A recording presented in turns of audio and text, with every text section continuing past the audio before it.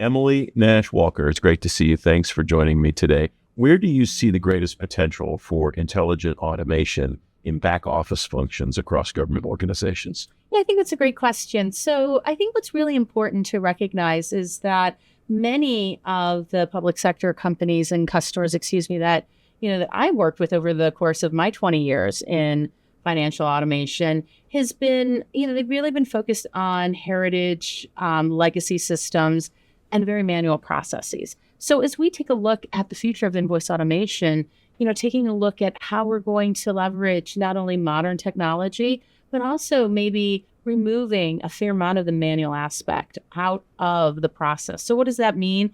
That means, as perhaps workers retire or as perhaps maybe new laws come into place or constituents really require new feature functionality or new ways to interact with agencies, that's going to require a different way to make things automated. So, for example, what might have been in the past a paper invoice might tomorrow be an e-invoice. What in the past might have been a letter that was mailed to a constituent might be tomorrow a portal that an agency monitors and actually can share information with some of the suppliers that supply information or goods and services to that agency. Putting as much data available, making that available to the right communities, that's really key. And through the course of the last 15 years, we've been very adept and very good. And we've become very great at really making sure that is safe, secure, and really by using just modern technology, making sure the right people are able to access that information. A lot of FM leaders that I talk to across government are talking about the potential of AI for fraud prevention and improper payment prevention. What do you see as the potential for those? What's interesting is that most immediately, it's the deep fakes. Mm-hmm. So that is actually something that, I'm really excited about that's going to be added into our invoice agility solution in early 2025. And the reason for that is that you're an agency, you get an invoice, you're going to pay on that invoice because you have an SLA that states that you have to pay, that your constituents put in place, that states that you have to pay an invoice to a supplier that could be a small company. You have to pay them within perhaps 30, maybe 45 days at most. And so, how do you know that that's a real invoice? So making sure that the invoice that you receive actually is not a deep fake. So putting in AI-driven technology to take a look at that invoice and actually find faults that maybe the naked eye can't see. Other, AI-driven capabilities that we also have introduced as well include gaining insights. Have you seen, there's standard things like, I've seen this invoice before. The system, ERP or various systems will say, gosh, this is a duplicate invoice. Now gaining insights to see maybe it's not exactly similar, but it's enough that I have a suspicion to take a look deeper. Those are two things immediately that we are absolutely have put in place and are about to release. And then as we take a look at other functionalities as well with AI, taking a look at fraud from a validation perspective outside of some of the standard legislation of everybody has SOX compliance, but what else can we validate? Know your supplier, making sure your suppliers that you're onboarding as they change, as they move, as they merge or divest, that those are all valid as well. So going through those fraud checks and those risk and compliance checks as well. AI really gives you not only the insight, but also the ability to validate that all of that is correct and accurate and still move fast. Because one of the things that I find to be interesting is I know not everybody really equates the government with moving fast, but I do think that as we look at the next 5 to 10 years, things will move much faster because our constituents are going to demand it. And that's really what's going to be important. And that's some of the things that data and AI is really going to allow us to really leverage. You and I've been in this space about the same amount of time, and I don't think either one of us has ever heard somebody say, we have plenty of money. Budget constraints are something that everybody talks about all the time at every level of government, right? Exactly. How are you seeing organizations driving operational efficiency and driving better outcomes at lower cost using some of these technologies we've discussed? Yeah, that's really important as well. Removing those manual steps out of the process. Excuse me, I can speak. But what's really important is that, you don't have to touch every invoice every step of the way. Where can you really find ways to provide automation? So for example, as you bring in invoices, there's no need to have, back in the day when I started, there was, a shared service center, an AP director that said, oh, my invoices and A through D were processed here and E through F were processed here. What we should do is let's take in all our invoices. Let's apply the same data validation rules, the same business rules, the same tax rules to those invoices, and then direct them to an AP workflow where it can be adjudicated only if needed. That provides us touchless invoicing, removing that manual aspect.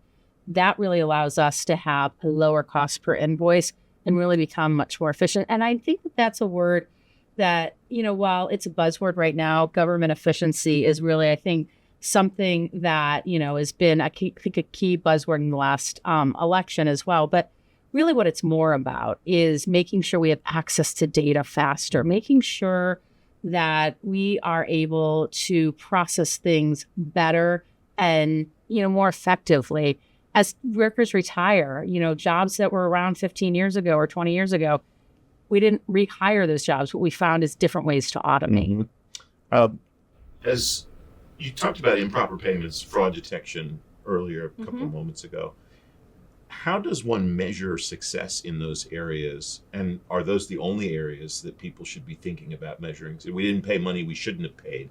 That seems like a really good metric to measure for. What else is kind of on that list, I guess? So I will say that the most immediate thing that comes to that list, of course, there's the really important things of the cost per invoice that really comes out to mind, and the KPIs around SLAs and making sure we're paying our suppliers in a timely fashion. But when it comes to fraud, the number one thing to think about, especially for a government agency, I read a report just 2 months ago around different invoices that different agencies, both at the federal and at the state level, had received. And they, these agencies had paid out hundreds of thousands of dollars that were fake. The number one metric that, of course, is the measurement is not to be on the front page of the New York Times, the Wall Street Journal, or Fox News, or wherever you get your news. That would be the number one measure of success. And so in order to do that is to make sure that you've got your, of course, operating procedures like every agency does, but then to make sure that you have these automated AI steps in place to ensure that you can detect those deep fakes. When you do detect them, how many did you get month over month? I'm pretty sure that you'll get more at the end of a quarter and many more at the end of the year, because the people who are, trying to cause fraud or trying to raise these topics, they're very good at this and they know the process as well. So I would say those are some really good metrics: cost of invoice, how fast you're processing, and making sure that you're taking measurement quarter after quarter on how many deep fakes or how many fraudulent supplier changes you're being requested of. Those types of activities, I think, are really going to be key and paramount.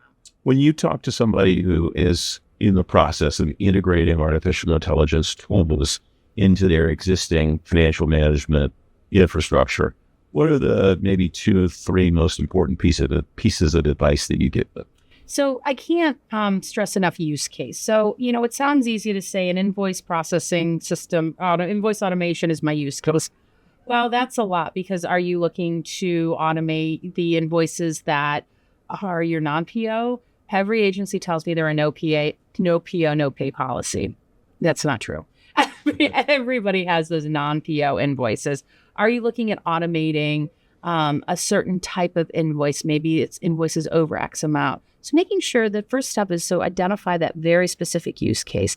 And I think the second metric, sounds as weird as it sounds, is really creating those metrics back to how are you going to measure success. And I know that this is something that maybe goes back many years. When I started my time as a project manager, is how are you measuring success? And it's true with AI as well. In fact, even more so, because one of the things, as you really look to adopt this technology, you will have some folks within the agency that, while they're not Luddites, they really aren't sure at the technology, they're concerned, and so that leads me into my third point, which should be education, making sure people are comfortable and know data doesn't have to leave your agency, doesn't even have to leave your server in order to leverage this technology. There's a lot of very scary stories out in the news press about AI, and the bots are going to, I don't know what they're going to do with invoices, but maybe take over the world. Right. I don't know, with paper cuts. But I do think that, making sure that education is there as well. All right. To wrap up, you get one sentence, only one. Summarize the impact that you think intelligent automation can have in the not too distant future on how governments manage the things that we've discussed today. Faster, simpler, lower cost automation. I really think that that's going to be right where invoice automation is going to take government agencies. It's great to talk to you today. Thanks very much for joining me. Thank you so much for your time.